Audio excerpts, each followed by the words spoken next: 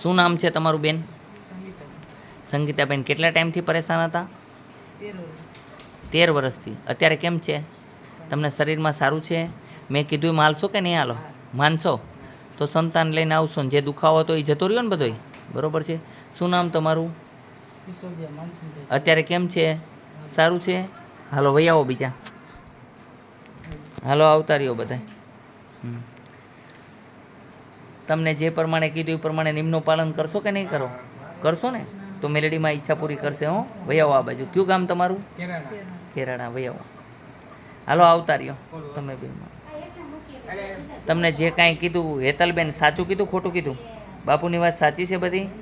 બરોબર છે? મગજમાં ઉતાર્યા જેવી છે કે નથી?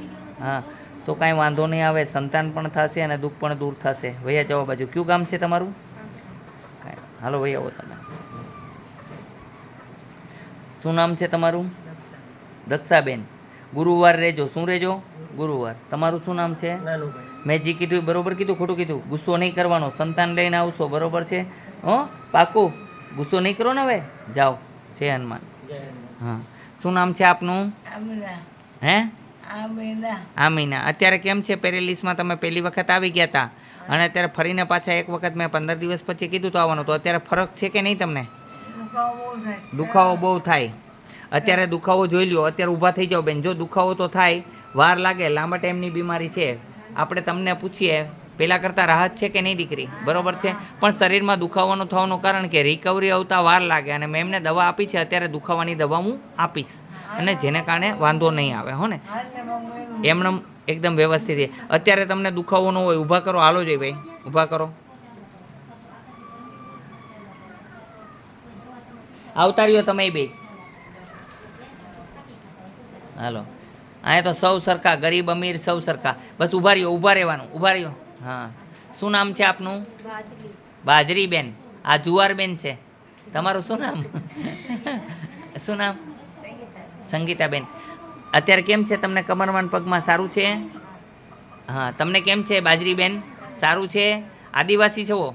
સરસ. અહીં કોકને કામ કરવા આવ્યા છો ને?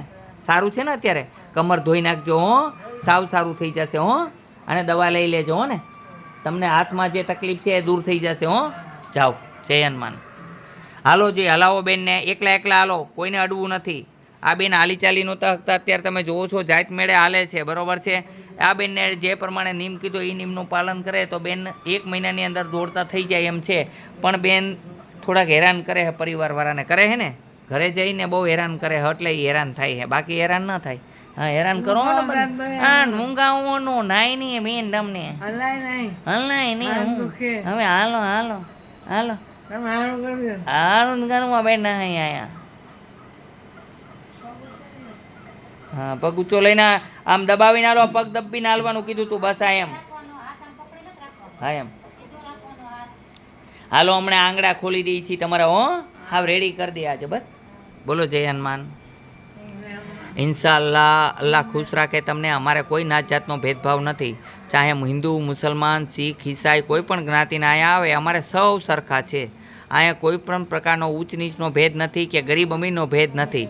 અહીંયા કોઈને રિશ્વત લઈને પહેલાંમાં લેવામાં આવતા નથી. એવું અહીંયા કાંઈ હાલતું નથી. અહીંયા કોઈને એવા કોઈ આવે કે ભાઈ અમારી ઓળખાણ છે એટલે તમે લઈ લેજો પહેલાં, તો એવું કાંઈ અહીંયા હાલતું નથી. અહીંયા નિયમ પ્રમાણે ચાલે છે. ગરીબ અમીર સૌ સરખા છે. બોલો જય હનુમાન. મંદિરોમાં ક્યાંય એવું થતું હશે કે દ્વારકામાં જાઓ કે ગમે ત્યાં તમે જાઓ તો ત્યાં પૈસા દઈને દર્શન આગળ કરી શકે અમીર માણસ અને ગરીબ પાછળ રહી જાય, એવું થાય. અહીંયા કોઈ પણ પ્રકારની એવી બનાવટ હાલતી નથી. અહીંયા એ હરેક વ્યક્તિ સરખા. એ જ મને ગમે છે અને હું ભગવાનને પણ એ જ કહેવા પ્રાર્થના કરું છું કે હરેક મંદિરમાં પણ આ વસ્તુ બનવી જોઈએ. ગરીબ અમીર સૌ સરખા હોવા જોઈએ. રિશ્વત લઈને કોઈને દર્શન દેવા યોગ્ય નથી. જય હનુમાન.